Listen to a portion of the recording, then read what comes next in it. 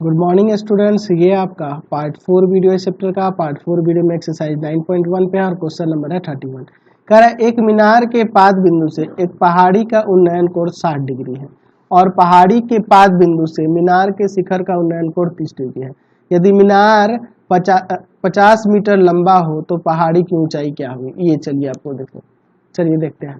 मैं एक तल ले लेता हूँ जिस पर एक पहाड़ी है, इस तरह से यह पहाड़ी है और एक आपका मीनार है। ठीक है, यह आपका मीनार है। अब छोटा बड़ा क्यों हो रहा है, क्योंकि आप देखो क्वेश्चन से ही पता चल रहा है कि मीनार के पाद बिंदु से पहाड़ी का उन्नयन कोण 60 डिग्री, यहाँ से इस पे 60 डिग्री का कोण बना है। लेकिन हम लोग देख रहे हैं पहाड़ी के पाद बिंदु से मीनार का शिखर का उन्नयन कोण 30 डिग्री हो रहा है, यानी कि ये छोटा होगा मीनार और पहाड़ी बड़ा होगा। मीनार और ये आपका क्या है, पहाड़ी है। ठीक है, समझो यहाँ पे बात को क्या कह रहा है क्वेश्चन के अकॉर्डिंग। तो कह रहा है कि एक मीनार के पाद बिंदु से एक पहाड़ी के शिखर का उन्नयन कोण क्या है जी, आपका 60 डिग्री है। पहाड़ी का उन्नयन कोण 60 डिग्री है, इस तरह से यह 60 डिग्री भी है। और फिर कह रहा है कि पहाड़ी के पाद बिंदु से मीनार के शिखर का जो उन्नयन कोण है वह क्या है, 30 डिग्री है। यह 60 डिग्री है और यह 30 डिग्री है। चलिए, तो हमें क्या करना है, तो पहाड़ी की ऊंचाई निकले है इसकी। तो मान लेते हैं, माना पहाड़ी की ऊंचाई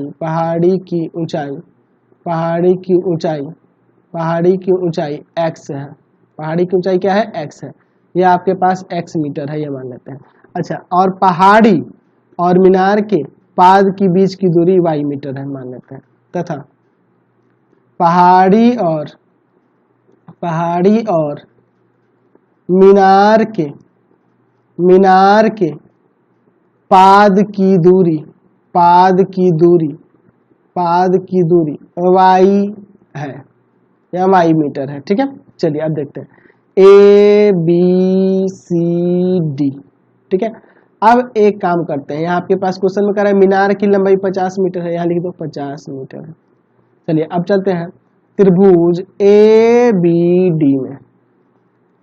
ABD में इस छोटे वाले में। तो आपको यहाँ भी tan लगाना होगा, क्योंकि लंब दिया आधार निकालना होगा ना। तो tan थीटा बराबर होता है लंब बटा में आधार, लंब बटा का। तो ABD में हम लोग tan 30 लेंगे ना, tan 30 डिग्री ये आपका कोण है। तो लंब यह होगा, आधार यह होगा, यानी कि AD बटा में AB। ठीक है, यानी कि tan 30 का मान 1/√3 और AD का वैल्यू है 50 और बटा में AB का वैल्यू है y, यानी कि y बराबर में 50√3 मीटर आ गया। ठीक है, 50√3 मीटर आ गया। ठीक है, y का मान आ गया। अब चलते हैं त्रिभुज ABC में tan 60 लेते हैं।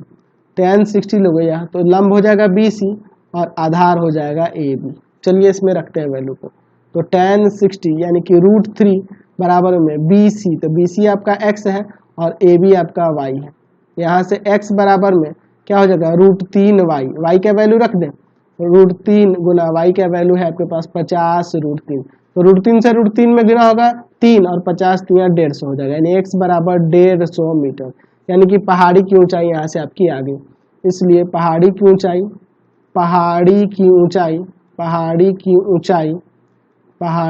ऊंचाई जो होगी वह क्या हो जाएगी, 150 मीटर हो जाएगी। चलते हैं अगले क्वेश्चन पे। चलिए अगला क्वेश्चन